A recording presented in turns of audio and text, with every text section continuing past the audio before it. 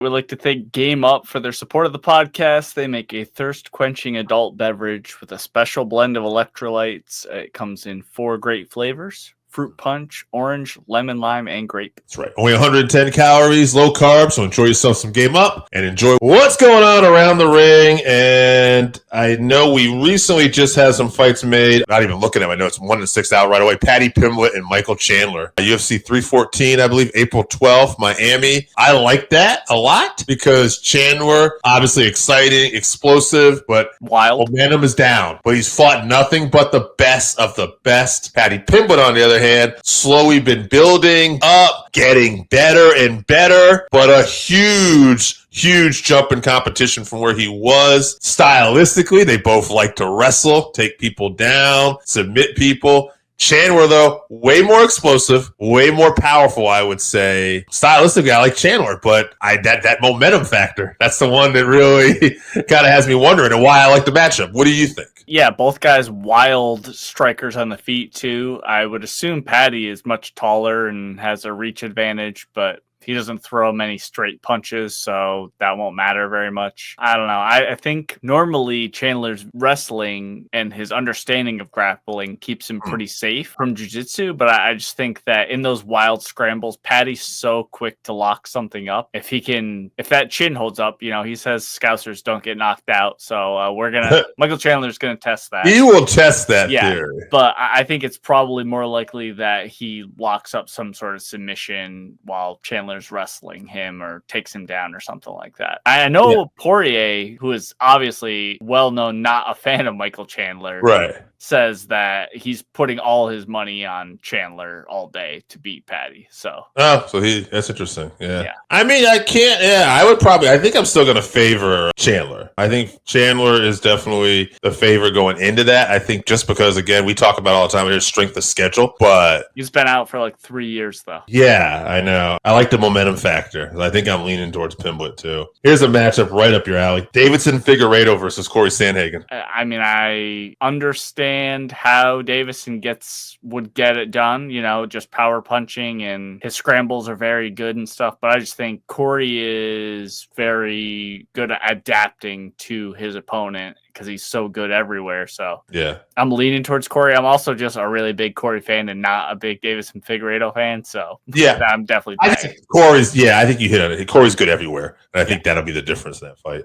Patricio Pitbull, number 1, signed with the UFC, which I think is awesome. Number 2, out of the gate, Yair Rodriguez. Yair's a super hard fight for anyone. Yeah. Pitbull's in his late 30s now. Yair just gets better every time we see him. I gotta pick Yair. I think I think Yair's poised to make another run at a title, especially with Ilya leaving. If he put a stamp on this win, that puts him in there to fight for, after this Volkanovski Diego Lopez fight, maybe he can be the next contender. A couple title fights got announced too. Bilal Muhammad defending against Jack Della Maddalena. Yeah, I'm a big fan of Jack. His boxing is just so much better than Bilal's, but Bilal's grappling is the best in the division, and he's been able to mix it in there. He has a really good chin. I know I just always think Bilal's kind of going to lose, but I got to go with Jack on this one. I just think he probably gets a finish too. I said a couple title fights, but really there's a few here. Shevchenko and Manon Fiorot. Is that how I say her name? Yeah, that's a tough one. That's another one where, Shevchenko's still looking good, but she's, definitely on the decline. She's getting up there in age. Fiorot is peaking.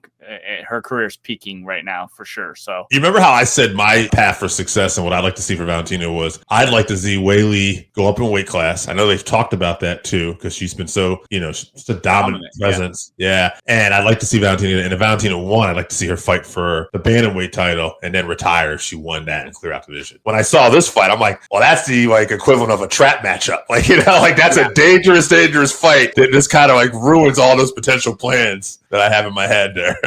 I do. So Manon is a very technical fighter. Yes. But I think that really plays into Valentina's strengths. Sure.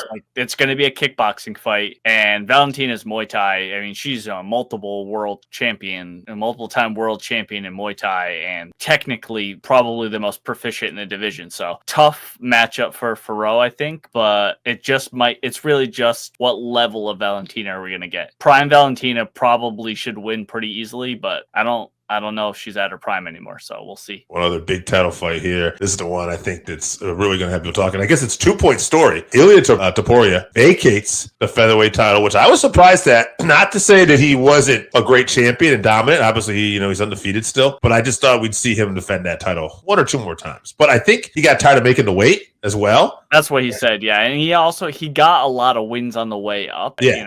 He kind of emerged like as a name quickly, but he did beat a lot of guys on the way up. For sure. So that leads to Alexander Volkanovski, one of the featherweight goats, who's been on a losing streak, getting another opportunity to be champion here. I think it kind of works out perfectly for him against Diego Lopez, who has been nothing but a killer. It's a great matchup, I think, in a lot of ways. I don't know. I mean, Volk, I just feel sorry for this guy because to me, it kind of reminds me of Tony Ferguson in some ways, in the sense that Tony finally hit that wall for tough opponents. And then it's immediately got bad, tough matchups, and we saw where it landed, and I just get that vibe. I could see Volk winning this, don't get me wrong, but the momentum, the power, everything is there for Diego right now, and I think he'll be the champ. If Volkanovski's chin is not cracked, I mean, those 2 knockouts are from 2 very hard-hitting guys. I mean, that head kick is going to put anyone out that Islam landed on him. And then Topuria is just, I mean, he knocked out Max. Max never even been knocked down before. So, and that fight with Islam was on short notice, too. Yes, yeah, short notice, yeah. So, and then also the Topuria knockout, he came back arguably too soon from the previous knockout. So he's had some time off now. Hopefully he's recovered. Lopez hits very hard. He puts a lot of pressure on, but he does tire. So if Volkanovski doesn't get knocked out in that first round, Volkanovski's going to dog walk him, I think. So,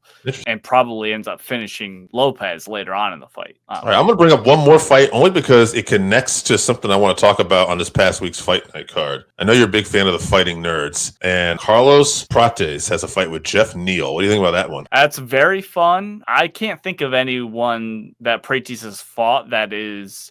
he fought Magny, but there's no real danger coming back at him. With that, so it's Jeff Neal can put you out, and he's very explosive. He has great footwork, very good boxing. It's a good matchup, but I think Prates at this point, as you mentioned before, momentum, I think this is going to play a factor in this fight as well. If you haven't tried Game Up, then you are missing out. Imagine your favorite seltzer and your favorite sports drink had a baby, but it's way better than that. Each can is 110 calories, low carb, 4.9 ABV. It's a nice light drink that is not light on flavor. Game Up comes in fruit punch, orange, lemon, lime, and grape. Pick it up at drinkgameup.com.